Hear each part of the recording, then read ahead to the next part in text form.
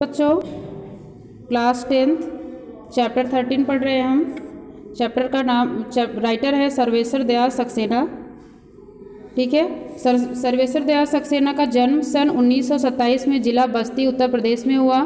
उनकी शिक्षा इलाहाबाद विश्वविद्यालय से हुई। वे अध्यापक, आकाशवाणी में सहायक, प्रोड्यूसर, दिनमान में संपादक और पराग के संपादक रहे। सन 1983 में उनका आकस्मिक निधन हो गया। सर्वेश्वर बहुमुखी प्रतिभा के साहित्यकार थे। वे कवि, कहानीकार, उपन्यासकार, निबंधकार और नाटककार थे।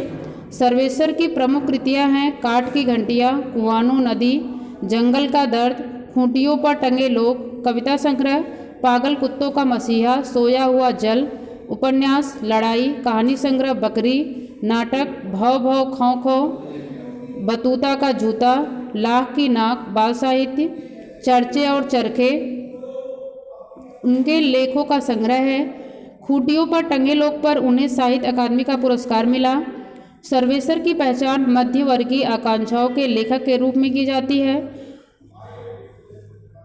मध्यवर्गीय जीवन की महत्वाकांक्षाओं, सपनों, संघर्ष, शोषण, हताशा और कुंठा का चित्रण उनके साहित्य में मिलता है। सर्वेश्वर जी स्तंभकार थे और चर्चे और चरखे नाम से दिनमान में जो स्तंभ लिखते थे उसमें बेबाक सच कहने का साहस दिखता है। उनकी अभिव्यक्ति में सहजता और स्वाभाविकता है। ठीक है, तो यहाँ पे हम सर्वेश्वर दयाल सक्सेना के बारे में पढ़ रहे थे। ठीक है, जिन्होंने 13 चैप्टर में जो लिखा है, तो यहाँ पे राइटर बताते हैं कि वो मध्यवर्गीय आकांक्षाओं के लेखक थे। मध्यवर्गीय अर्थात जो बीच के होते हैं। और यहाँ पे उन्होंने जो चैप्टर लिख रखा है, चैप्टर है आपका मानवी करुणा की दिव्य चमक। ठीक है, तो यहाँ पे इन्होंने एक ऐसे व्यक्ति के बारे में बताया है जो कि हैं फादर बुल्के। ठीक है, जो हमारे देश के नहीं थे बल्कि वो दूसरे देश के थे, और वो दूसरे देश के होते हुए भी वो हमारे देश में आए हुए थे। तो जाहिर सी बात है हमारे देश के प्रति उनका आकर्षण कुछ अलग रहा होगा। या कोई दूसरे देश का व्यक्ति अगर हमारे देश में आता है तो उसका क्या मतलब है कि उसको यहाँ की संस्कृति, यहाँ के लोग उन्होंने आकर्षित किया होगा, तब वो दूसरे देश से यहाँ पे रहने के लिए आया है। यहाँ पे वो आके शिक्षा भी ग्रहण किए हैं, और जिनके बारे में हम पढ़ेंगे कि वो मानवीय करुणा की दिव्य चमक उन किसको बोला गया है, वो फादर बुल्के को ही बोला गया है। तो राइटर जो है यहाँ पे सर्वेश्वर दयाल सक्सेना जी जो हैं, उन्होंने अपनी एक, इसको आप स्मरण कर सकते हो कि जो उनके साथ पहले घटित हुई थी उसी के बारे में उन्होंने लिखा है। अर्थात वो फादर बुल्के जो थे उनके बारे में वो जानते थे, उनको उन्होंने देखा है, नज़दीक से देखा है, वो उनके मित्र रहे थे। तो वो उनके बारे में लिखते हैं कि ऐसे ऐसे शख्स हैं हमारे दुनिया में कि जो कि बिल्कुल मानवीय करुणा की दिव्य चमक थे। अर्थात वो मानव के रूप में एक करुणा की चमक थे, वो एक दिव्य चमक अर्थात एक अलौकिक चमक थे वो।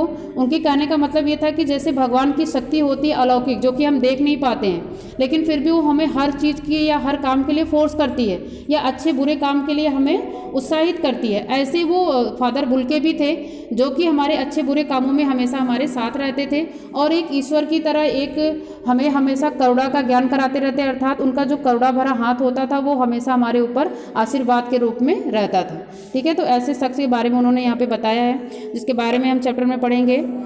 तो यहाँ से फादर को जहरबाज से नहीं मरना चाहिए था, जिसकी रगों में दूसरों के लिए मिठास भरे अमृत के अतिरिक्त और कुछ नहीं था, उसके लिए इस जहर का विधान क्यों हो? यह सवाल किस ईश्वर से पूछे? प्रभु की आस्था ही जिसका अस्तित्व था, वह देह की इस यातना की परीक्षा उम्र की आखिरी देरी पर क्यों दे?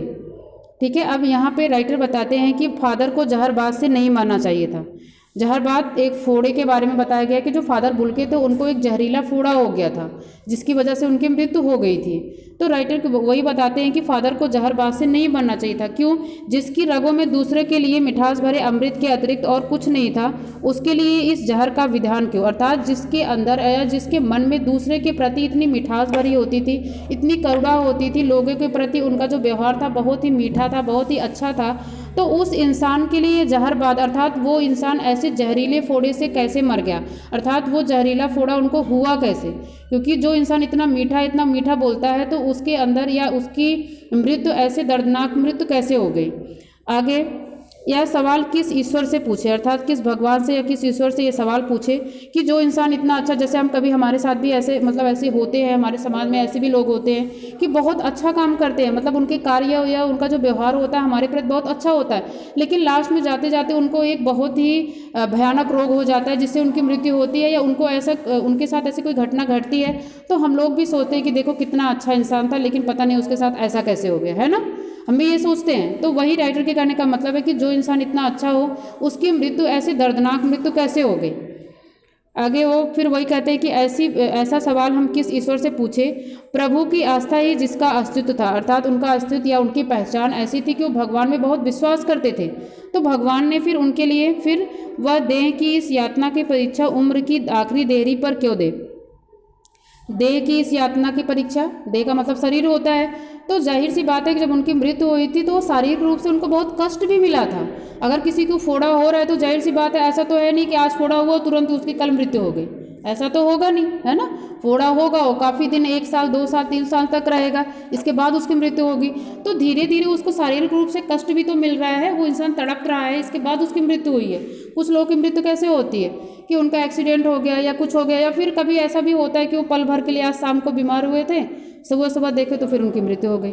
तो ऐसे लोग क्या थे, ऐसे लोग को शारीरिक कष्ट कुछ नहीं होता है ज़्यादा दिन या ज़्यादा देर तक नहीं होता है, तो ये लोग तो ऐसे इनकी मौत बहुत आसानी से हो जाती है। लेकिन जो लोग बहुत दिनों से बीमार होते हैं, साल 2 साल 6 महीने से वो खाट पे पड़े हुए हैं, तो वो सोचो वो शारीरिक रूप से बहुत कष्ट पा रहे हैं, तब जाके उनको मुक्ति मिल रही है। तो राइटर के कहने का मतलब यही था कि जो इंसान इतना अच्छा था, भगवान में इतनी आस्था रखता था, उसकी मृत्यु ऐसे मतलब शारीरिक रूप से, उसको शारीरिक रूप से परीक्षा देनी पड़ी है, इसके बाद उसका अंत हुआ है। आगे बताते हैं कि एक लंबी पादरी के सफ़ेद चोंगे से ढकी आकृति सामने है, गोरा रंग, सफ़ेद झाई मारती भूरी दाढ़ी, नीली आंखें, बाहें खोल गले लगाने को आतुर। अब ये उस समय का वर्णन कर रहे हैं राइटर जब उन्होंने उनका अंतिम दर्शन किया था, अर्थात उनकी मृत्यु होने के बाद का। तो वो बताते हैं कि एक लंबी पादरी के सफ़ेद चोगे से ढकी आकृति, ठीक है। तो पादरी मतलब उनका जो वो क्या थे, वो क्रिश्चियन थे, ठीक है, विदेश से आए थे ना, तो वो क्रिश्चियन थे। और फिर वही उनके बारे में बताते हैं कि वो लोग जो थे, जो क्रिश्चियन लोग होते हैं, उनका पोशाक अलग होता है ना, वो सफ़ेद रंग का चोगे मतलब उनका जो पहनावा होता है वो सफ़ेद रंग का कपड़ा पहने हुए हैं, चोंगे से ढकी आकृति सामने है, गोरा रंग है, अर्थात उनका जो फेस है वो ढका पड़ा है। लेकिन राइटर अपनी तरफ से बताते, क्योंकि राइटर ने तो उनको देख रखा था, कि गोरा रंग है, सफ़ेद झाई मारती भूरी दाढ़ी है, अर्थात भूरी भूरी दाढ़ी है, गोरा रंग है, फेस पे उनके झाई है, नीले आँखें और बाहें खोल गले लगाने के आतुर, अर्थात उनको देख के ऐसे लग रहा है जैसे अभी हमें वो गले लगा लेंगे, क्योंकि हमेशा वो ऐसे ही करते थे। इतनी ममता, इतना अपनत्व इस साधु में अपने हर एक प्रियजन के लिए उमड़ता रहता था। मैं 35 साल से इसका साक्षी था, तब भी जब वह इलाहाबाद में थे और तब भी जब वह दिल्ली आते थे। अर्थात उनके कहने का मतलब था कि पहले वो जो थे वो इलाहाबाद में थे, वहाँ एजुकेशन ली थी उन्होंने, और इसके बाद वहाँ से वो दिल्ली आ गए थे, तब भी राइटर उनसे मिलने जाते थे, तो उनका यही होता था कि जैसे ही उनको देखते थे वैसे ही वो गले लगा लेते थे। भले ही बहुत दूर चले गए थे, लेकिन फिर भी उनका जो मिलने का जो तरीका था वो वही था जैसे पहले है था और जैसे बाद में उन्होंने जब उनसे मिले। आज उन बाहों का दबाव मैं अपनी छाती पर महसूस करता हूँ, अर्थात जैसे वो जब हमें गले लगाते थे तो कैसा होता था, उस चीज़ को मैं आज भी महसूस करता हूँ।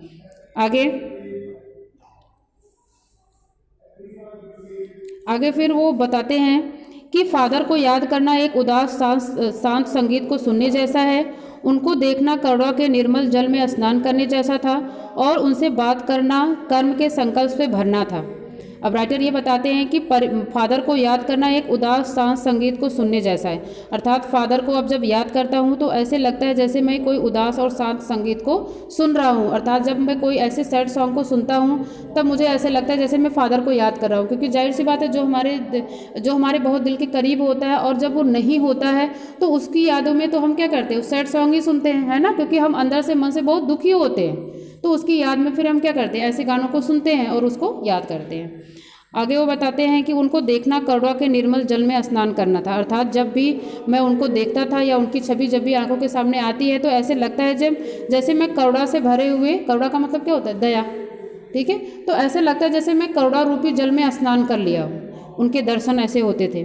और उनसे बात करना कर्म के संकल्प से भरना था, और उनसे जब बात करता था तो अपने कर्म के संकल्प से भर जाता था। कर्म का संकल्प का मतलब क्या था कि कुछ ऐसे अच्छे लोग होते हैं हमारे जीवन में कि जब भी वो हमसे मिलते हैं तो हमारा क्या कर्तव्य है या हमारा क्या उद्देश्य है पृथ्वी पर आने का, वो उन सारी चीज़ों से हमें रियलाइज करवाते रहते हैं कि हमें देखो, अच्छा आप कैसे हो, ठीक हो, हाँ, लेकिन हमारा आगे का काम क्या है, हमें आगे क्या करना है, हमारा जीवन किस लिए मिला हुआ है, भगवान ने हमें अपना जीवन किस लिए दे रखा है, हमारे आगे के अपने जीवन की क्या प्लानिंग है। तो इन सारी चीज़ों के बारे में वो हमें मोटिवेट करते रहते हैं। बहुत सारे ऐसे लोग होते हैं, बहुत अच्छे अच्छे लोग होते हैं जो अपने लिए नहीं बल्कि दूसरे की भलाई चाहते हैं और दूसरों को जीना सिखाते हैं वो। तो राइटर के कहने का मतलब यही था कि जब भी उनसे मिलते थे या उनसे बात करते थे तो अपने कर्म के संकल्प से हम भर जाते थे। अर्थात क्या था कि वो हमें हमेशा काम करने के लिए प्रेरित करते रहते थे। ठीक है।